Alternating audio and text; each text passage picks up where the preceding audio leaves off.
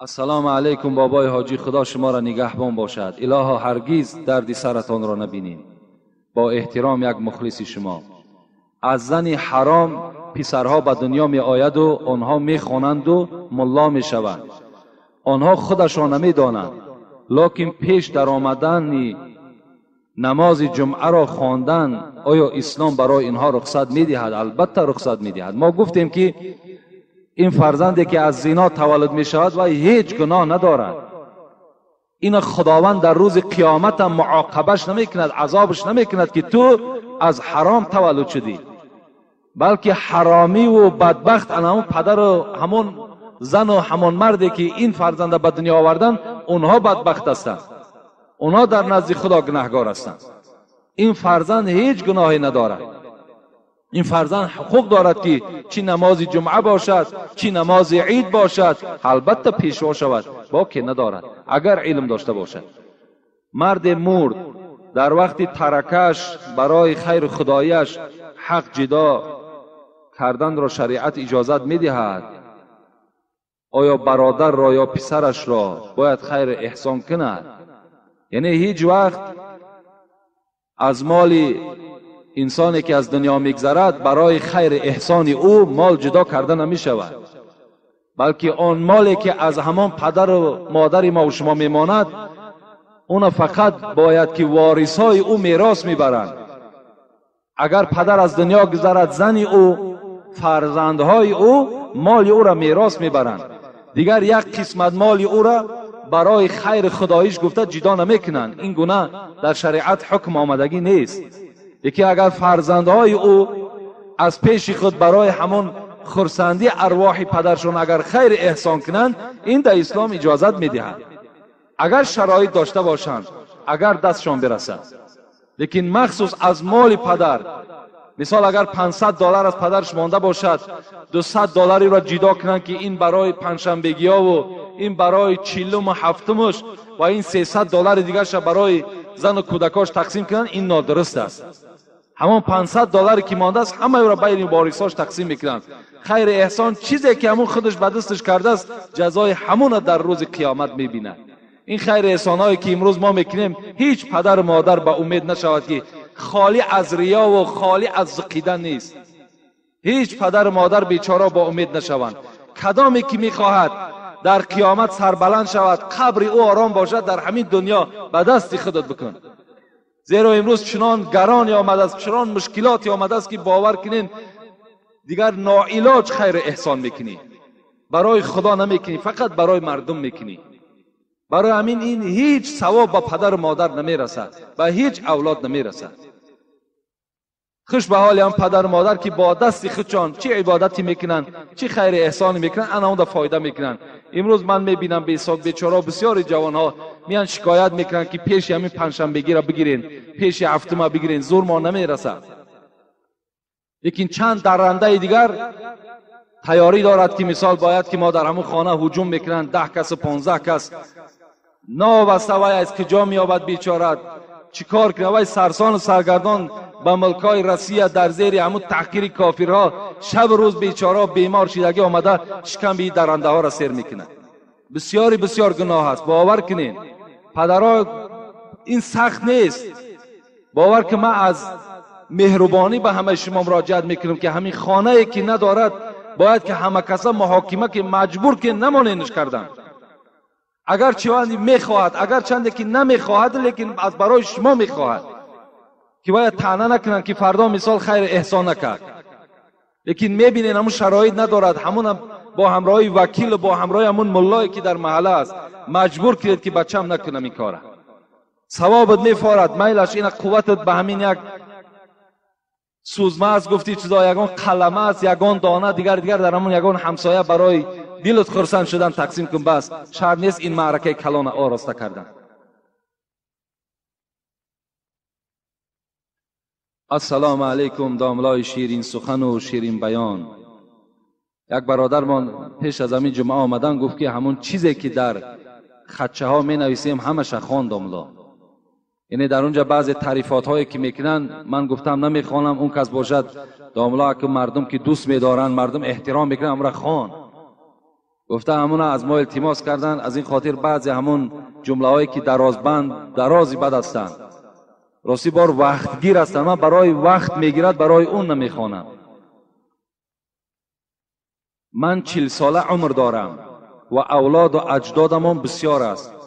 از کلاب تا دوشنبه همه امان تو را دوست می‌داریم و احترام کرده کاسته ها را گوش میکنیم. دعای خیر به شما میدهم. یک سوال دارم داملای عزیز، در حیات غمدار هستم، بسیار غمدار هستم از حساب فرزندهایم. آیا درست است که من از خدا طلب کنم که تیزتر جانم را گیرد؟ از دنیا مانده شدم. با احترام مخلصی شما.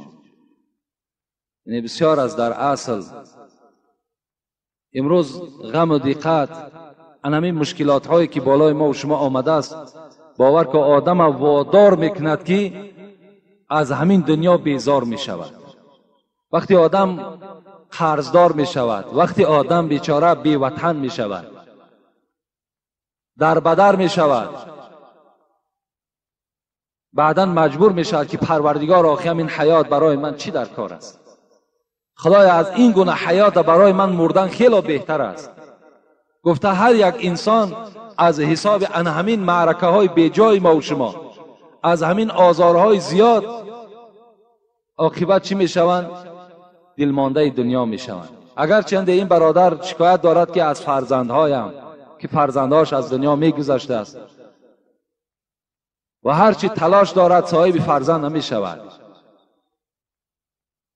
فرزندهای بوایش هم از دنیا گذشتند، بسیار غمدار بوده است. لیکن من چی میگویم؟ تمنای مرگ پیغمبر خدا میگوید که راوی این حدیث هم ابو هریره است و لفظ بخاری هم است، حدیث متفق علیه هم است که رسول اکرم میگوید لا یتمنى احدکم الموت. هیچ بنده خدا حقوق ندارد در دنیا که آرزو کند که خدایا جان مرا بگیر. تمنا و آرزوی مرگ هیچ کدام ما و شما نداریم.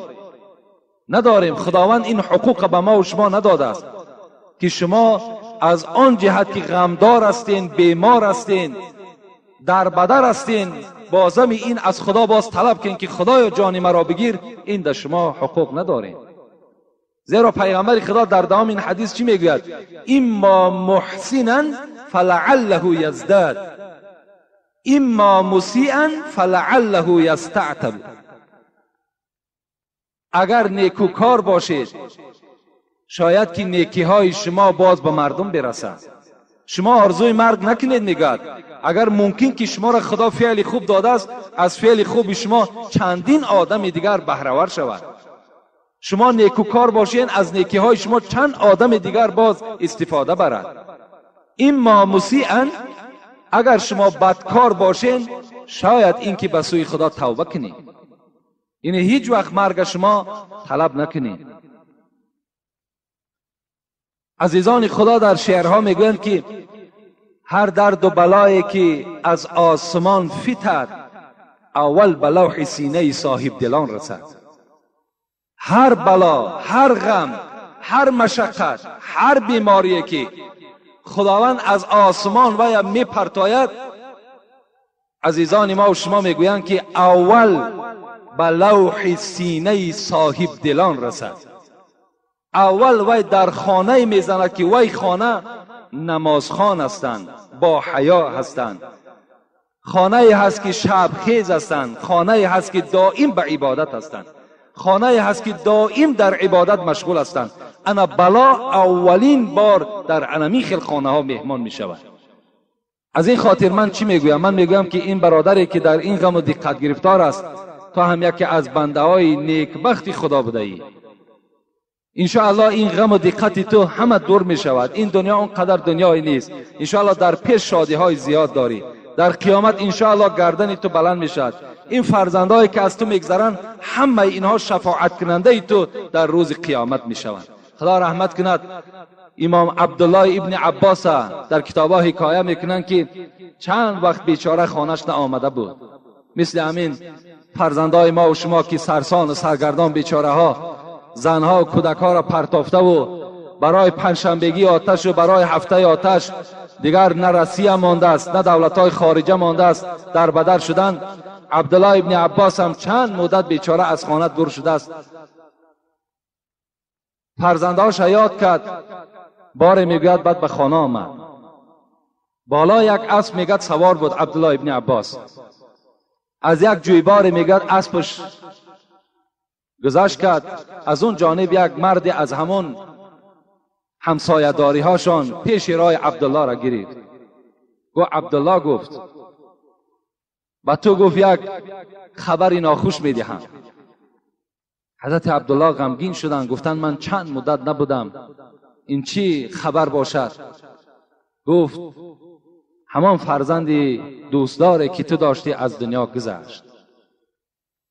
عبدالله که چند مدت فرزند ندیده بود. فرزند این میوه دل است. فرزند بی نهایت شیرین است.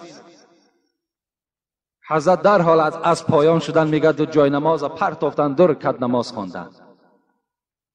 این مرد بازگشته گفت عبدالله گفت من به تو خبر مرگ فرزند میدهم و در کار تو حیرت ماندم، تو باشی نماز میخوانی. حضرت عبدالله چی گفتن؟ اعوذ بالله من الشیطان الرجیم بسم الله الرحمن الرحیم یا ایها الذین آمنوا استعینوا بالصبر والصلاة ان الله مع الصابرین.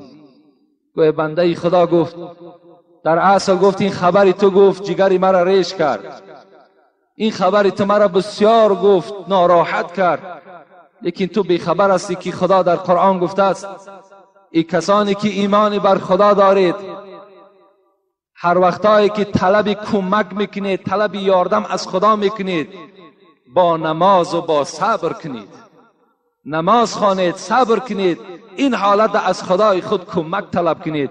ان الله مع الصابرین، این حالت خدا همراه صابران است. از این خاطر این برادری که فرزند خود از دست میدهد غم دارد، دقت دارد. برادر عزیز، باز من به تو خبر میدم که عزیزان میگوید در این عالم دلی بیغم نباشد، در این عالم دلی بیغم نباشد، اگر باشد دلی آدم نباشد. در عالم دلی بیغم نیست برادرای عزیز. اگر دلی بیغم هم که باشد، شاعر میگوید دلی آدم نیست وای. اگر دلی آدم باشد وای البته غم دارد. خدا رحمت کند صاحب تذکرة الاولیاء را از ابن عطایه حکایه میزند. دوستان خدا را بینیم. میگوید 10 فرزند داشت ابن عطا، 10 فرزند، و هر جا که سیاحت میبرآمد همراه همین فرزنداش میبرآمد. بار میگوید در بیابان با همراهی این 10 فرزند 10 جگرگوشه خود به سفر برآمد. و ناگاه میگوید از پیش یک گروه رازنها اطراف ابن عطا را همراه این 10 فرزند احاطه کردند و مال ابن عطا را تله و تاراج کردند و برای آنه که هیچ شاهد نماند یک نفر در پیش پدر قتل میکردند. چه یک منظره مشکلی هست.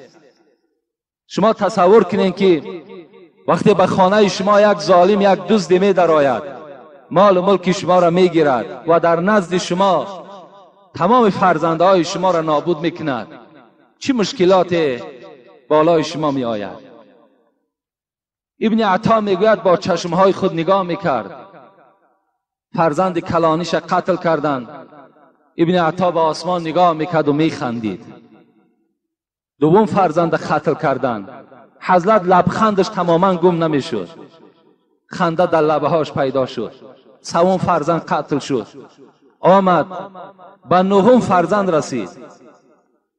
9م فرزند در پیش ابن عطا به قتل رسانیدند. و این فرزند که خردترین فرزند بود و دوست داشته ترین فرزند ابن عطا بود، گشت گفت ای پدر، گفت بی رحم پدر بوده ای. 9 فرزند تو را در پیش تو قتل کردند. تو را باشد در لبهای تو خنده است، خنده تو اصلا از چهره تو کنده نمی شود. تو به سوی آسمان نگاه میکنی و میخندی. آیا خرسند شدی؟ ابن عطا چی گفتن برابر شنیدن این فرزند اخیر؟ ابن عطا را میگه گریه فرا گرفت. حضرت میگه گریه کردن و گفتن که قسم به خدا، گفتن ای فرزند، ای جگرگوشه، گفتن در هر یک قتل شما گفتن چنان بی‌ضابطه می شدم، چنان ناراحت می شدم، لیکن چیکار کنم که آن ذاتی که تقدیر به این احوال کشیده باشد، چیکار کنم که این روز را که خدا بر بالای شما خواسته باشد با اون ذات جنجال کرده می شود. قسم به خدا گفتن 70 بار ای فرزند عزیز، گفت من به سوی خدا دعا کردم که خدایا فرزند مرا اقلا یک تش را نجات بده. از نزد خدا الهام می آمد که ابن عطا، اگر لبخندی تو از لب تو گم می شود و اگر تو ناآرام و داد و فریاد زنی، قسم به جلال و عظمتم که از دیوان عزیزانم خط می زنم نامتا.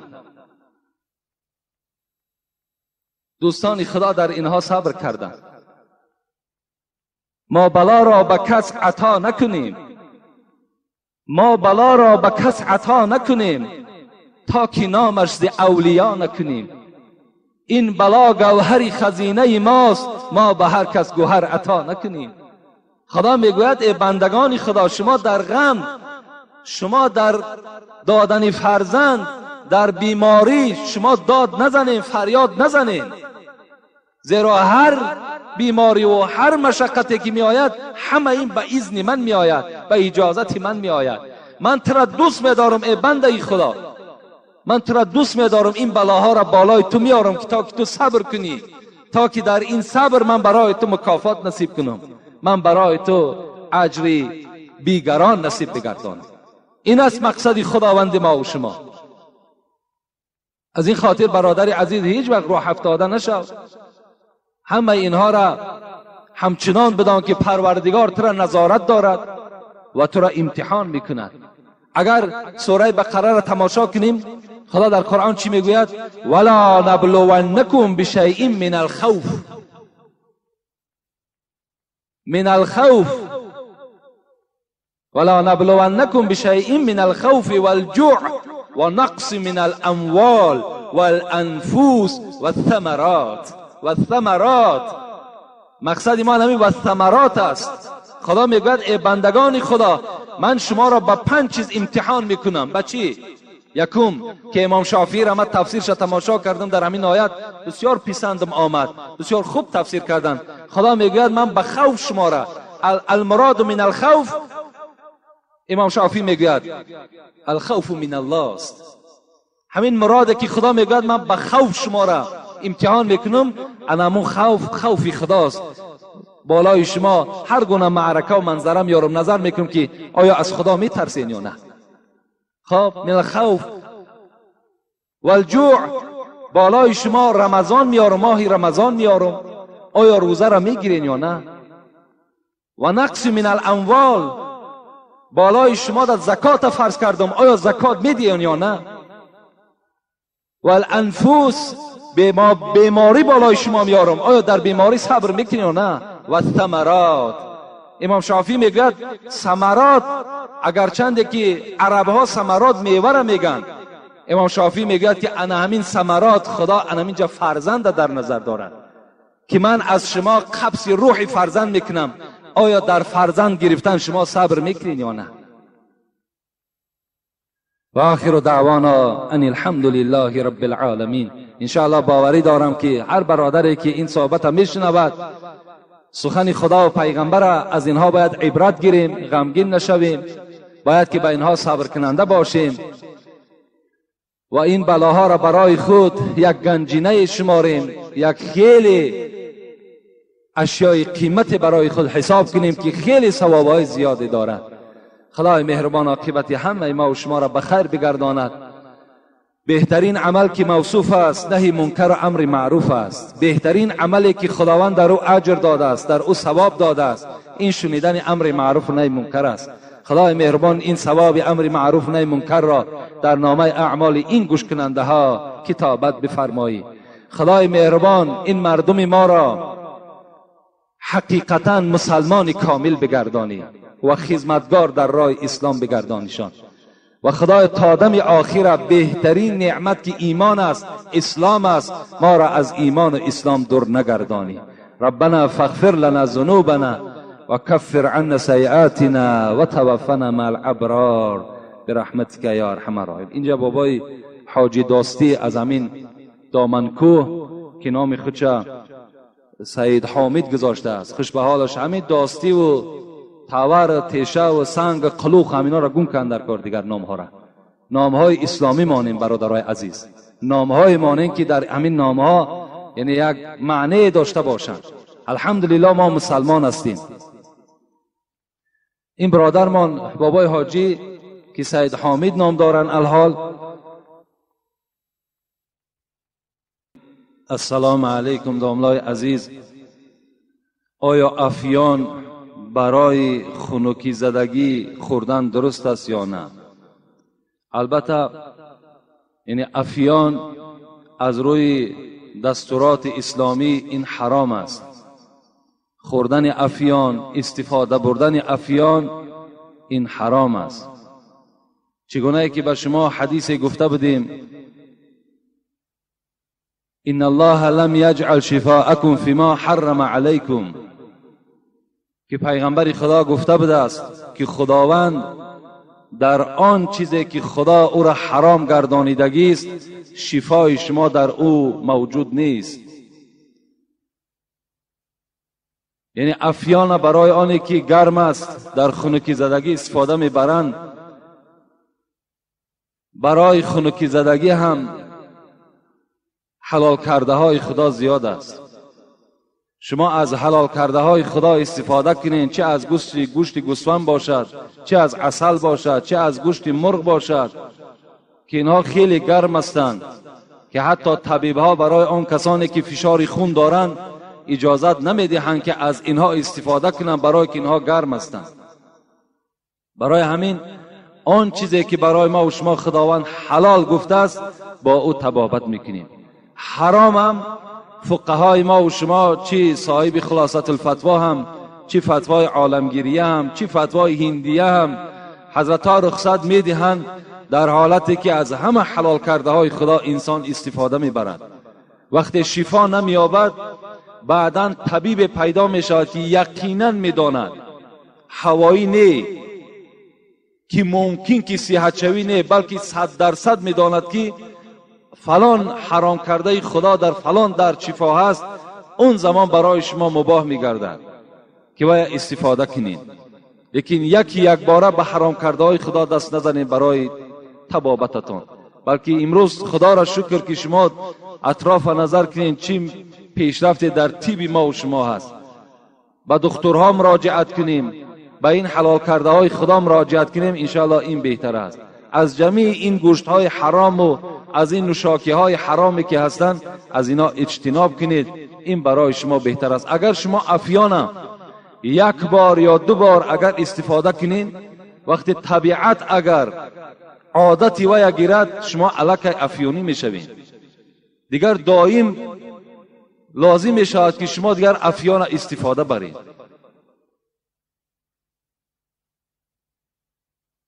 دوم، آیا عالم را دستش را بوسه کردن جایز است؟ در رد المختار که خیلی فتوای با نفوذ است از مذهب ابو حنیفه، ابن عابدین صاحب این رد المختار علی الدر المختار است. این حضرت من کتابش در این باب تماشا کردم، صفحه 383 این حضرت میگه از جهت تبرک دست عالم بوسه کردن جایز است. دست عالم باشد میگه، لیکن با عمل باشد، حقیقت گو باشد. دست عالمی که نامش عالم باشد لیکن خیانتی در اسلام میکند، دست وی بوسه کردن جایز نیست. حتی وی زیارتش درست نیست. بوسه کردن یک طرف.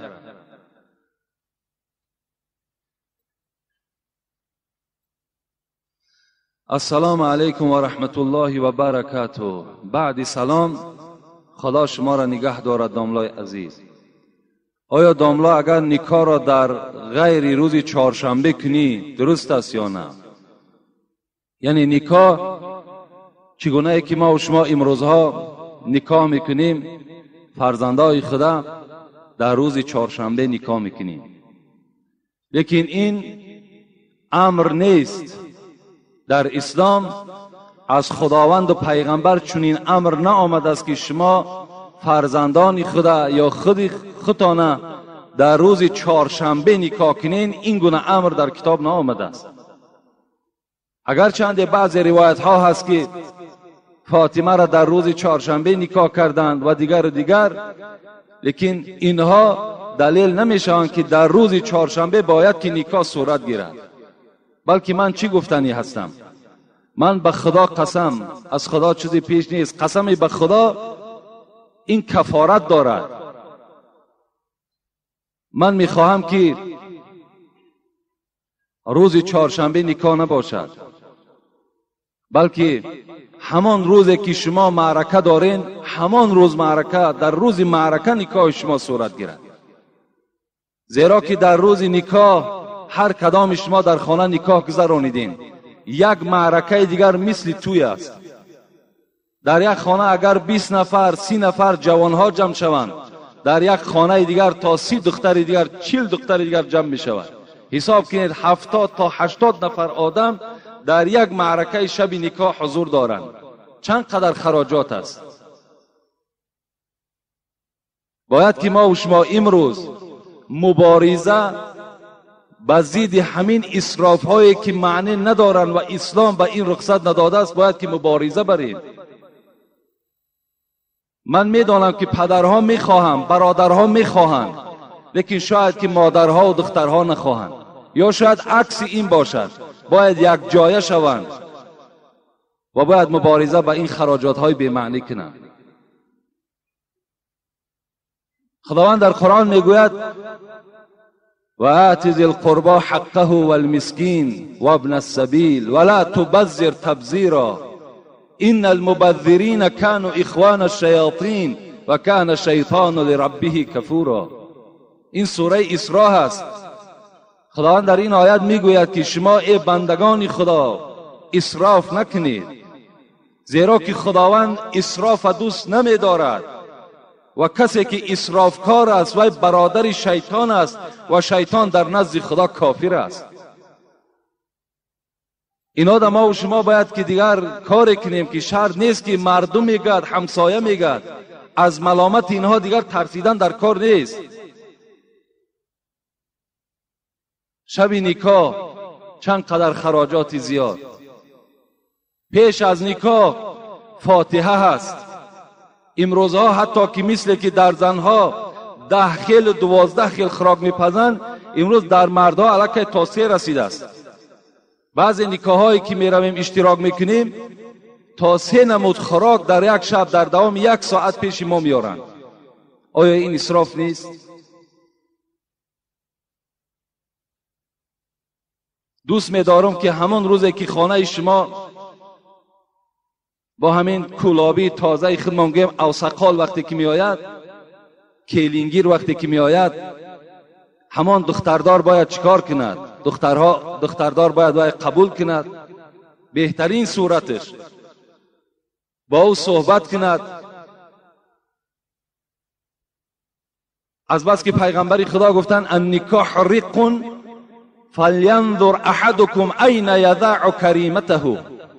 نکاح به منزله هست که گویا که این زن غلام مرد می شود. از این خاطر شما نظر کنین که آیا دختر را در کی می دهین؟ پیغمبر گفتن یعنی برای آنه که ما فهمیم که بچه این اوسقال چگونه بچه است. آیا بچه نمازخوان است؟ آیا بچه بی ترتیب است؟ آیا بچه با ترتیب است؟ برای این باید یک مهلت دهیم. 1 هفته مهلت می دهیم برای فکر. یک هفته مهلت برای فکر. امروز الحمدلله که ترقیات در تلفن شده است. شرط نیست که وای باز بار دیگر دعوت کنه، وای باز خرید کنه، باز خانه ما و شما بیاید. برادر مؤمن برادر مؤمن گفتند. معناش این است که یعنی برادر در روزهایی که سختی دارد، وزنینی دارد، باید ما دستگیری کنیم، نباید تله و تاراج کنیم.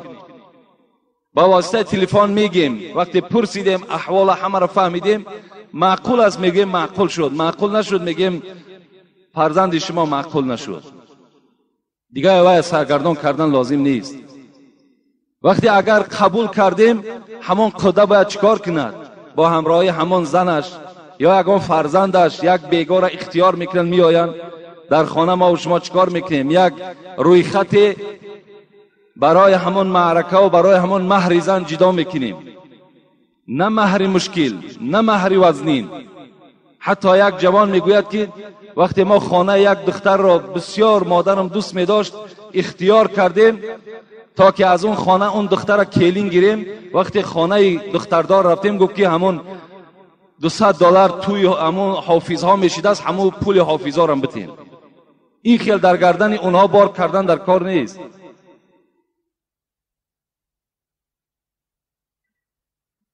بلکه همون شب یک روی خط میانه سبک در دست اونها باید تسلیم کنیم و بعدا اونها را جواب دهیم و روزی توی اعلام کنیم. دیگر چی لازم؟ فاتحه. باور کنین سر به سر همه گناهگار میشین، به خدا قسم گناهگار میشین.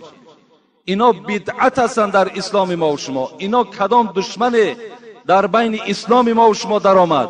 فاتحه برآورد، روز نکاح جدا کرد، 40-50 کرته برای یک دختر میدوزین و دیگر یگان اندازه اون دختر تغییر نمییابد.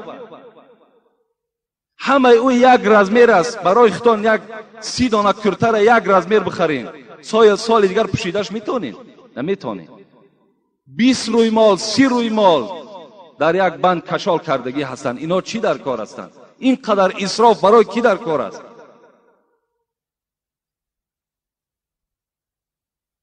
همونا را نمیشود که با همون لباس همون را پاره نکرده دادنی هستید. اولش اینقدر مشکل نیارین، وقتی اگر دادینم شرط است همه را کرته کند. خوب میشود که از این قدر کرته زیاد، از این قدر روی مالی زیاد در دست دختر یک قرآن بده.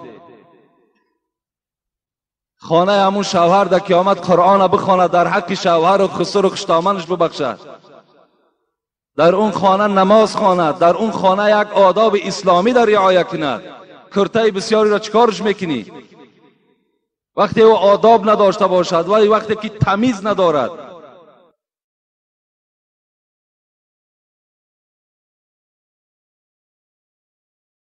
از این خاطر روزی چهارشنبه شرط کرده نشده است. همان روزی معرکه می توانید شما جدا کنید یک وقت معینی را تا که در همان روز نکاح را انجام دهیم. با همون یک دیگی که برای مردم طعام پختین می توانید که هم نکاح را در همونجا گذرانید و هم معرکه همون تویتان گذرانید. در نکاح ها من الحال نکاح ها نمیرم. بسیاری بچه ها شاید بدانند، میان بر من خبر میدن نکاح، من میگم نمیرم نکاح. برای چی؟ باور کنیم با همین نزدیکی در یک نکاح رفتم اشتراک کردم، نزدیک اون قدر نگذشته است. من دائم نکاح روپرو است، یعنی شوهر در پیش عروس برده میگذارم و در بین موعظه میکنم، حق شوهر و حق زن خبر میتونم و بعد اون نکاح میکنم. این بهترین صورت نکاح انا همین است. وقتی نزد اونها رفتیم، باور کن قریب 30 نفر دختر در اطراف یک دختر جمع شدگی هستند.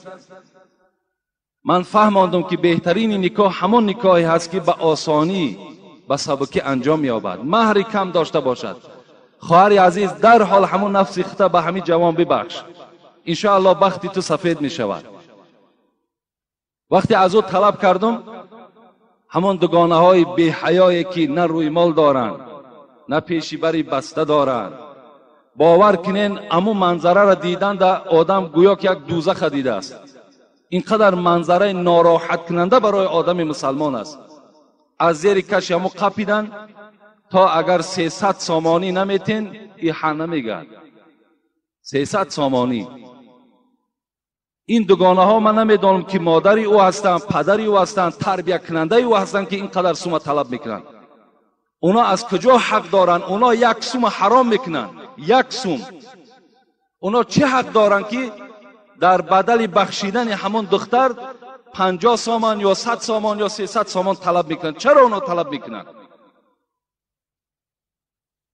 من مادرشو فریاد کردم، در اونجا مادرها نشستگی بودن، کمپیرها نشستگی بودن. گفتم ای مادران، فرزندای شما هستند، همیشه که اینا رو نصیحت کنین که پیش از آن که 300 سامان میگیرد وای روی مالش در سرش اندازد، گردنش محکم کند. برعکس در اینجا آمده شوی دراز مثال خنده و مگنیتوفون بلند نماند. آخه این از همون منظره هایی که در نکاح ما و شما انجام می‌یابد. پدرای عزیز، برادرای مهربان، همه شما اولا شکرانه کنین که در خانه شما نکاح می شود و بعدا پیش از نکاح همون دختر را شنانین و بفهمانین که همون زمانی که ملا میگوید همون زمان ببخش که دخترم تو نیکبخت میشوی.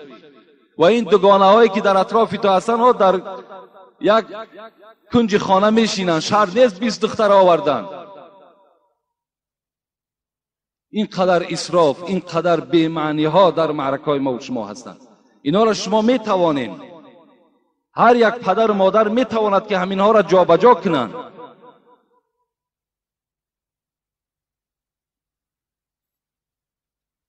السلام علیکم داملای عزیز. یکی از پسران همین شهر کولاب باستانی می باشم. استاد، من میخواهم یک چیز را فهمم. حافظی کردن شخص در نزد خداوند گناه است؟ یعنی کسب حافظی. از امین جان مقیموف. یعنی اسلام حرام میگرداند همون حافظی را که از وی هیچ منفعت نباشد. یعنی شنیدن چنین سرودهایی که تماما به انسان فایده ندارد، یگان پند آمیز نیست، یگان نصیحت آور نیست، اینها را شنیدنش اسلام حرام میداند. باز اسلام حرام میداند که در اون حافظی که اگر زن مردها یک جایه باشند، یک جایه رقص بازی کنند، اگر این گونه حافظی باشد و این گونه آمیخته شدن زن و مردها باشد، این اسلام نهی کرده است، اسلام این منع کردگی است. و البته اون کسی که در این خیل معرکه حافظی میکند و در نزد خداوند سگ از سگهای دوزخ است. که وقتی که این معرکه فسق و فساد وی تشکیل کننده است، چگونه که یک آدم برای نوحگرها، یعنی برای آن کسانی که در مرده ها گریه میکنند، برای اونها طعام میدهد تا که اونها قوت پیدا کنند، در این گناهکار میشود. این گونه اون حافظهایی که زن مردها را یک جا میکنند، مست الست یک جایه میکنند و خود اساسگذار این معرکه هستند، اینا در نزد خدا البته مسئول و گناهکار هستند. لیکن حافظی باشد که دخترها به خودشان مثال یگان رقص و بازی دارند، خواب شیرخوانی دارند، گفت و شنید دارند، این اسلام من نمیکنه. که وقتی دخترها بین خود باشند، مردها بین خود باشند، اینا را اسلام هیچ وقت من نمیکنه. مگر اسلام ضد همون معرکه و حافظی است که اگر زن مردها آمیخته باشند یک جای رقص بازی کنند. در مسئله چی خلاصه الفتوا، چی درالمختار، چی فتوای بزازیه، چی فتوای هندیه میگوید که وقتی که اگر شما میشنوین که در فلان معرکه این گونه عراره شدن زن مرد است یا دادن عرق است، وقتی شما را دعوت کردن دعوت رد کنید، در این دعوت قبول نکنید. اگر چند رسول اکرم میگوید ای تو دعوت اذا دعیتم، هر جا که شما را خواندن در گردن شما واجب است که اون خانه ده حاضر شوین. لیکن این گونه معرکه باشد، اسلام رخصت نمیدهد که شما در اون معرکه اشتراک کنید که شما گناهکار میشوید. حتی مخصوص درالمختار میگوید که پیشواها، کسانی که مردم اونها را میشناسد، اینها تماما حقوق ندارند که در این معرکه اشتراک کنند. یکی مبادای میگوید که از رفتن پیشوا اگر همون معرکه به معرکه اسلامی مبدل گردد، این حالت در اسلام رخصت میدهد که همون پیشوا رفته در اون معرکه اشتراک کند.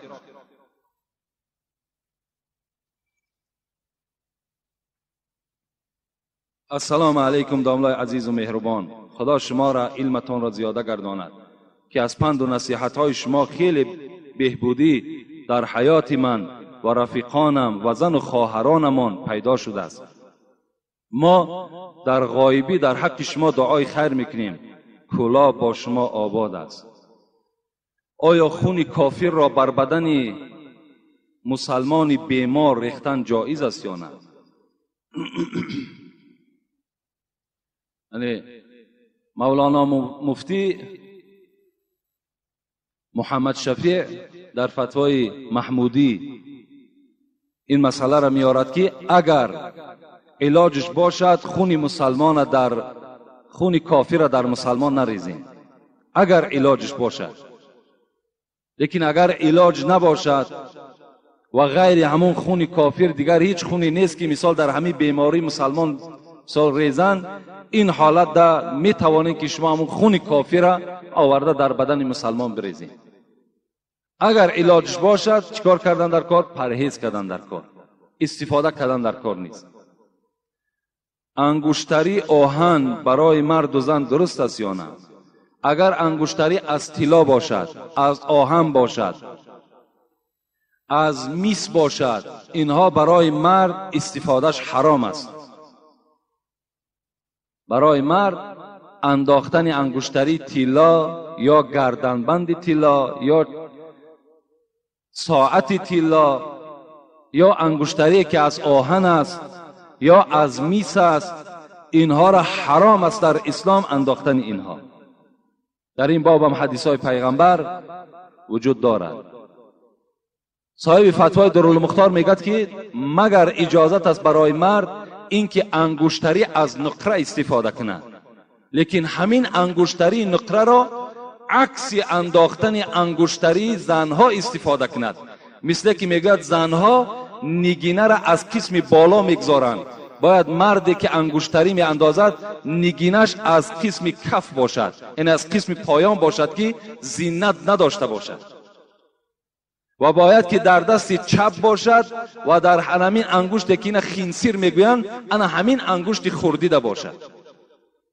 و حتی بیچاره مجتهدای ما و شما، فقیهای ما و شما گفتند که از 4 گرم و 860 میلی گرم دیگر یعنی کلا نباشد، یعنی چله های بسیار کلان مثال بدوایمه نباشد. همون نقره هم که باشد 4 گرم و 860 میلی گرم وزن داشته باشد.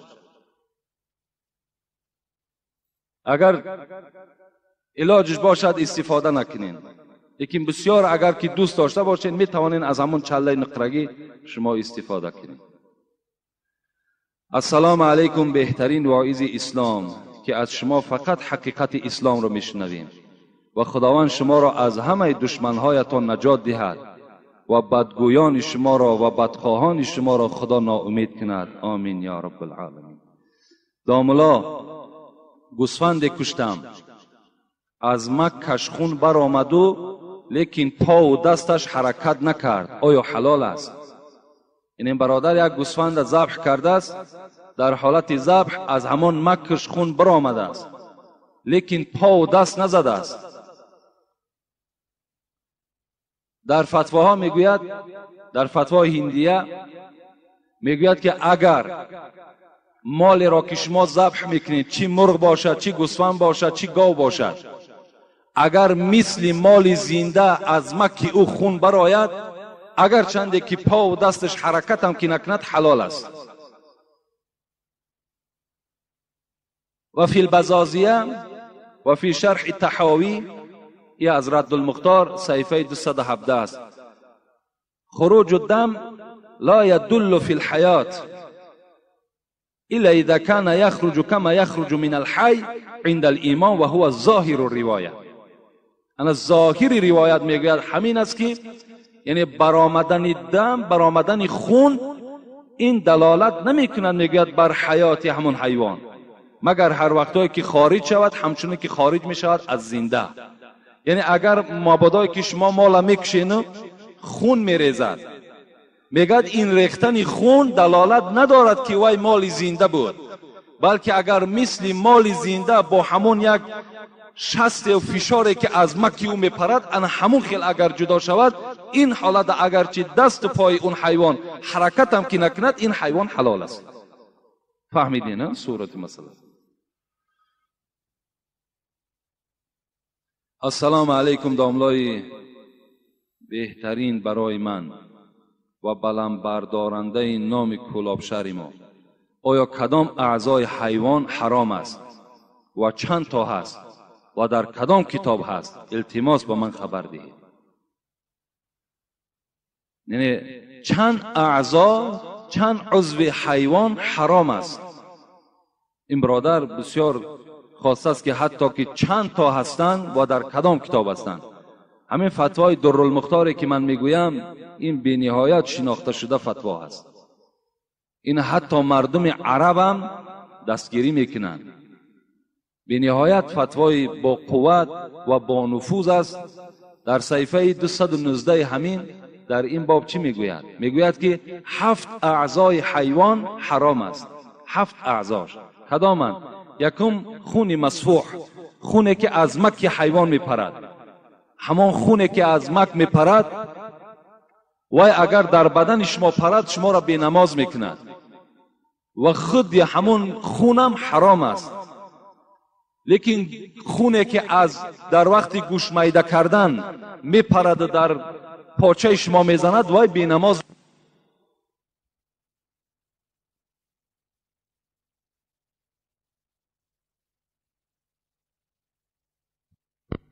چیزی که حرام است از حیوان خون مک.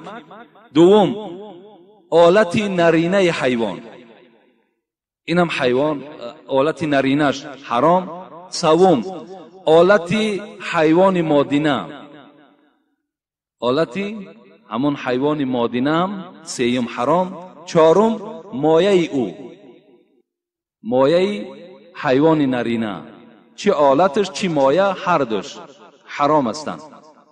4 تا.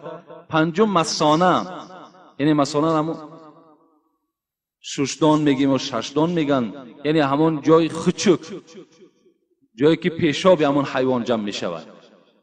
این پنجم چیزی که حرام است. ششم تلخه، تلخه در وجود حیوان بدن. هفتم غدک، غدک هایی که در داخل همون حیوان وجود دارد، انا همین ها حرام هستند. انا 7 اعضایی که در حیوان حرام است انا همین ها است، دیگرش حلال است.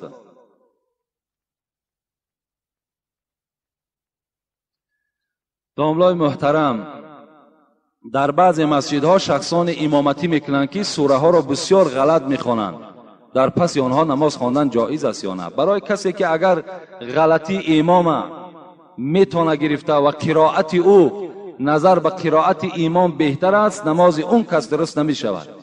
لیکن کسانی که غلط امام گرفته نمی توانند از امام دیده اونها بی سوادترند، این حالت در نماز همه اونها از پس این امام درست می شود. امام کسی می شود که باید قرآن خواند، قرآن درست خواند.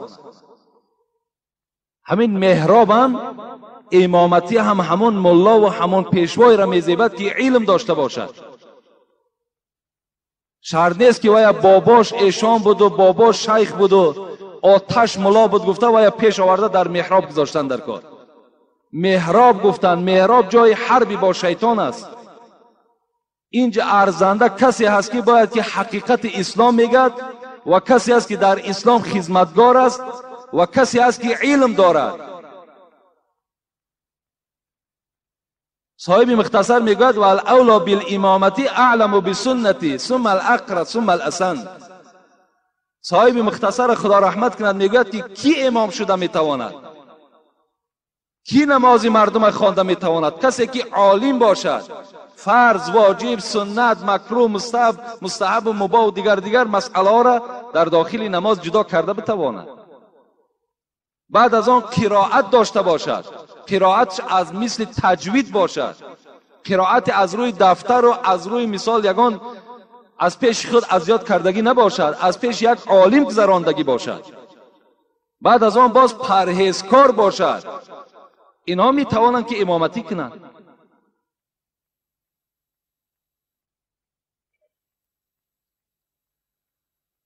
محترم داملای مهربان، اله سخنان شما را برا شود، اله هرگز خار نشوید و از خدای خود طلب میکنم. یک شخص قبل از اذان پیشین سنت پیشین را در خانه خواند، به مسجد آمد تا نماز فرض برپا شدن چند رکعت نافله خواند. آیا درست است یا نه؟ با احترام مخلص اشدی شما. یعنی برای خواندن سنت اولا اذان شرط نیست. الاذان سنت للفرائض فقط فی وقتها. اذان چگونه ای که در باب اذان کتاب مختصر میگوید فقط برای نماز فرض است بس. فقط برای نماز فرض اذان داده می شود. اگر شما مبادا که سنت بامداد در خانه وقتی که صبح میدمد میخوانید، اگرچه مؤذن اذان هم که نگفته باشد نماز شما درست می شود. اذان برای نمازهای سنت نیست. یا شما می توانید که در خانه 10 تا کم یک 5 تا کم یک پیش از اذان مؤذن نماز پیشین سنت چه خوانید. یعنی اذان فقط برای نماز فرض است بس. برای همین کسی که در خانه میخواند باز آمده به مسجد میخواهد که یگان تحیه مسجد خواند یا نافله خواند یا قضایی خواند، جایز است برای او تا نماز، یعنی تا برپا شدن فرض میتواند که این نمازها را و ذکرها را انجام دهد. یگان خلل و زلل پیدا نمی شود. السلام علیکم دامنای عزیز، درباره سنت های مسافرتی آیا خوانده می شود یا نه؟ یعنی سنت هایی که در سفر. امروز من به شما خبر دهم که قول اصح همین است که امروز 96 کیلومتر الکی آدم مسافر میگرداند. اگرچه فتوای محمودی امروز حتی به 78 کیلومتر هم اجازت داده است، به 87 کیلومتر هم اجازت داده است، لیکن از روی حدیث هایی که پیغمبر جدا کردن امروز 96 کیلومتر اگر شما از خانه بیرون شدین شما مسافر هستید. شما نمازهاتون همون فرضها را 4 رکعت ها را 2 رکعت خواندن میگیرین، نمیگین قصر، بلکه هم میگین نیت کردم 2 رکعت نماز پیشین یا 2 رکعت نماز عصر. شرط نیست که 2 رکعت فرض قصر پیشین. این قصر در داخل این نیت جا کردن لازم نیست. خب و سنت های مسافرتی چگونه است؟ سنت های مسافرتی را اگر چند عزیزان ما و شما فقهای ما و شما گفتند، اگر گفته است یعنی شرایطش خوب باشد، هیچ ضرورت نداشته باشد، هیچ مشکلات بالاش نباشد، بهتر است که سنت ها را خواند. لیکن اگر مبادایی که در راه سراسیمه هستند یا مثال مردم زیاد او را انتظار هستند، این حالت ها سنت ها را ترک کنند و فرض هاش خوانند و بس. این فتوای درالمختار صحیفه 585 در این موضوع هم گپ زدگی هست. میتونن به همین فتوا مراجعت کنن. یعنی حالت ضرورت باشد، حالت باران است، حالت خنکی است، حالتی است که شما در اتوبوس نشستگی هستین، خب این حالت های در سمالیات سوار هستین، در پاییز سوار هستین، این حالت ها در میتونین شما همون فرضهاش انجام دین. 3 رکعت فرض شام مثل خودش میستد، 3 رکعت وتر واجب مثل خودش میستد، فقط سنتاش در این حالت شما ترک میکنین. لیکن اگر حالت های خوب باشد، خانه داشته باشین، این حالت ها در سنت ها را خوانیم، بهتر است، عبادت است. السلام علیکم و رحمت الله و برکاته. التماس به این سوال من جواب دهید. 2 جوان پسر و دختر می تواند که به رازگی پدر و مادر نکاح کنند. امروز در همین شرایط ما نمی توانند. امروز بهتر و خوبتر همین است که کدام پسر و کدام دختری که به شوهر می براید یا زن می گیرد باید که رخصت پدر و مادر باشد. این رخصت پدر و مادر وقتی که رضاگی خداوند رضاگی پدر و مادر باشد، پس آیا برای دختر برای فرزند رضاگی پدر و مادر لازم نیست؟ آیا وای بیچاره 17 سال 18 سال این فرزند تربیت میکند با امیدی که مثال فرزندی خودش نکاح کند، فرزندی خودش مثال خانه‌دار کند، از اونها مثال خدمت چه از فرزندای او چه از فرزندش بیند، این چه است که مثال پدر و مادر درک ندارد و نکاح میکند زندگی میکند. از این خاطر بهترین صورتش این است که با رضاگی پدر و مادر باشد، به رضاگی پدر و مادر نکاح نکنید، زیرا که اون بختم نمی شود و حیاتم نمی شود. اگر چند فقیه های ما و شما میگویند که بریزاگی پدر و مادر جایز است کردن، لیکن اگر پدر وقتی که آمد داماد دید که معقول نشد، حق دارد که نکاح اونها را بیکار کند.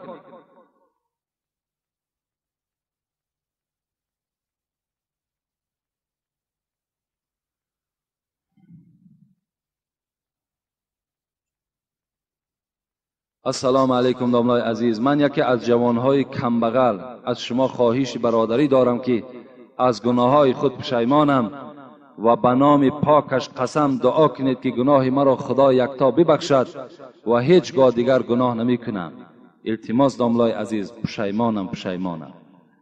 یعنی کدام برادری بوده است که گناه ها کردگی بوده است، امروز پشیمان شده است و در صف مسلمان ها در آمدن نماز میخواند و گفته است در حق من دعا کنید و خدا قسم دیگر گناه نمی کنم. این قسم اولا خوردن لازم نیست، زیرا ناکرده گناه در این جهان کیست؟ بگو. البته بی گناه نمی شود، آدم گناه می کند و چنان خدای داریم که البته بعضی گناهایی که از ما و شما سهوا می شود، نافهمیده می شود، آنها را خدای ما و شما می بخشد.